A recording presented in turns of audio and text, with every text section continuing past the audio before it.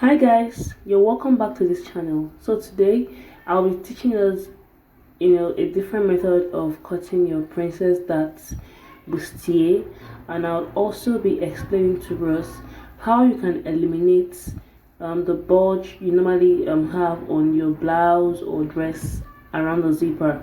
Yeah, so I'll be explaining to us how to eliminate that in this tutorial. So let's get started. So before you can know how to draft a princess that's bustier, you should have knowledge on how to draft a basic bodice pattern, and I think I've done that in my previous tutorial, so I'll be dropping the link in the description box on how to draft a basic bodice pattern with bust dart actually.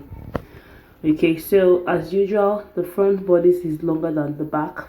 Okay, with an average difference of 2. For some people it's just 1. For some people it's as much as 3 inches. Okay, so let's get started.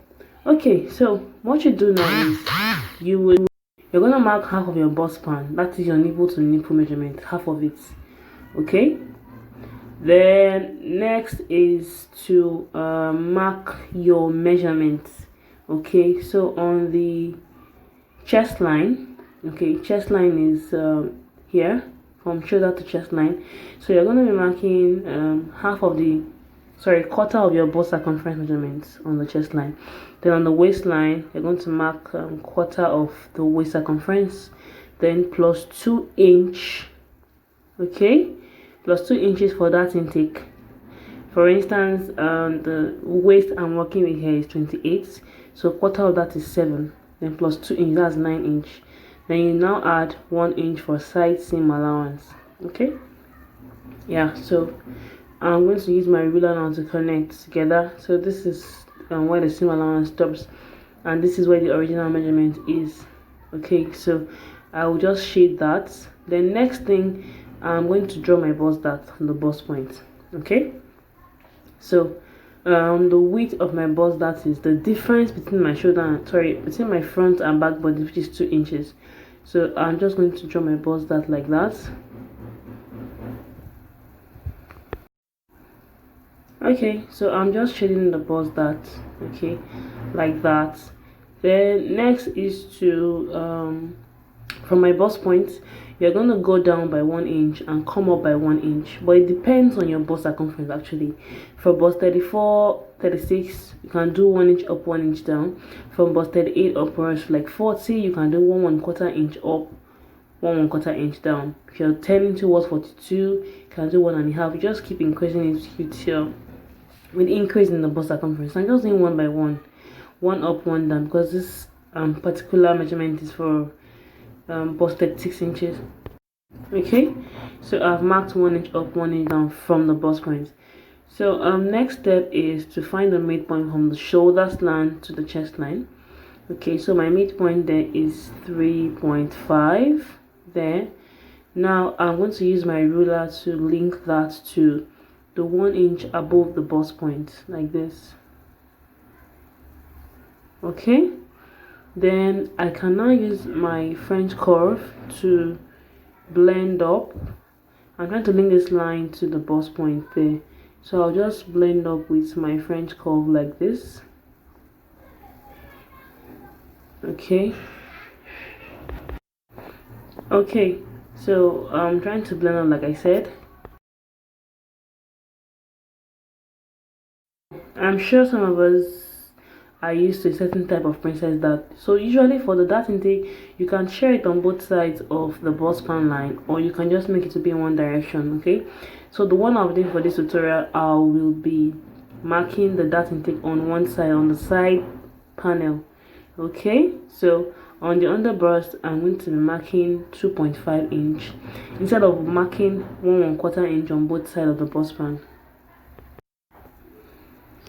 Okay, so on the underbust line, I want to mark 2.5 inch because 1/4 in 2 places is 2.5 inch. And on the waistline, instead of marking 1 inch, I'll just mark the 2 inch on one side. Then I'm going to use my French curve to blend up. But before I do that, let me use my ruler to connect the point first.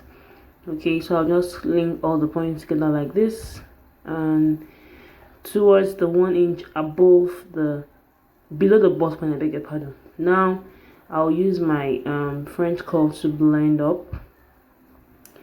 Okay, so I'm gonna have this curve here. Okay, then for the lower part, I'm also gonna blend up here. You can't have sharp edges like that, so I'll just blend like that. Okay, so the curve part is the part we're cutting out, so let me just shade the part that we are going to cut off. Okay, like this curved part. Okay, so I'm going to cut this out. Let me separate the front and back patterns.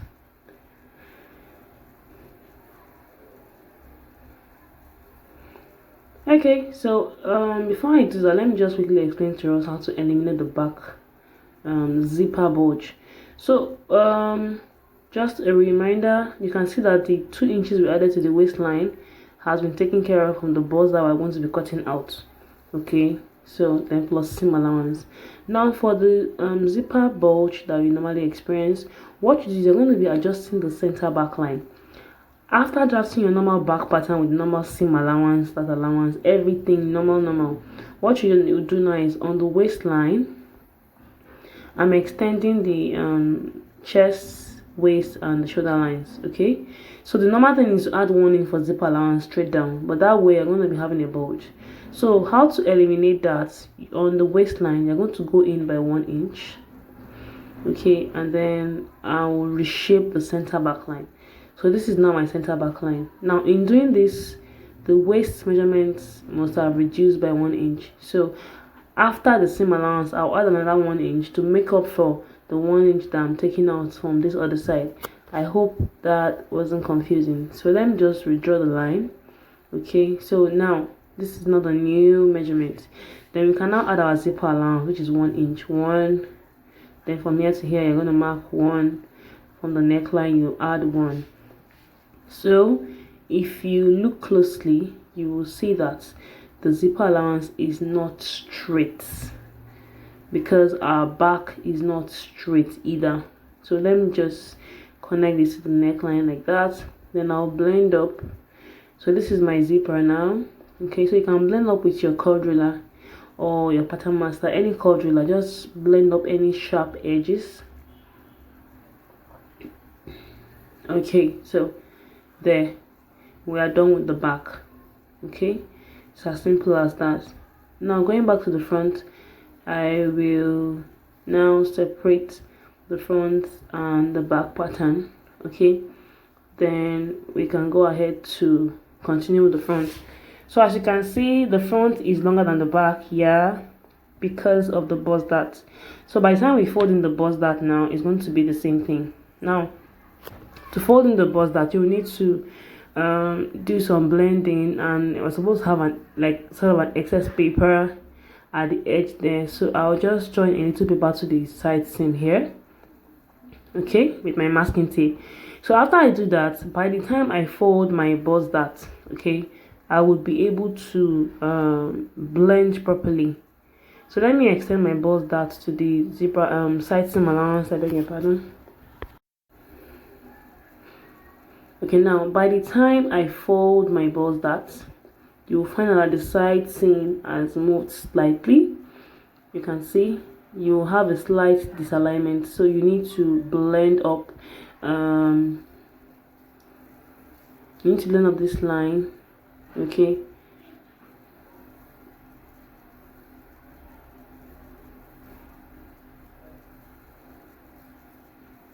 yeah, you need to blend up this line with the top part here. So I'll be using my ruler to do that. So I'll just blend so that after cutting it will match up. So that's the reason why I needed to add extra paper. So now I'm going to cut off the excess parts.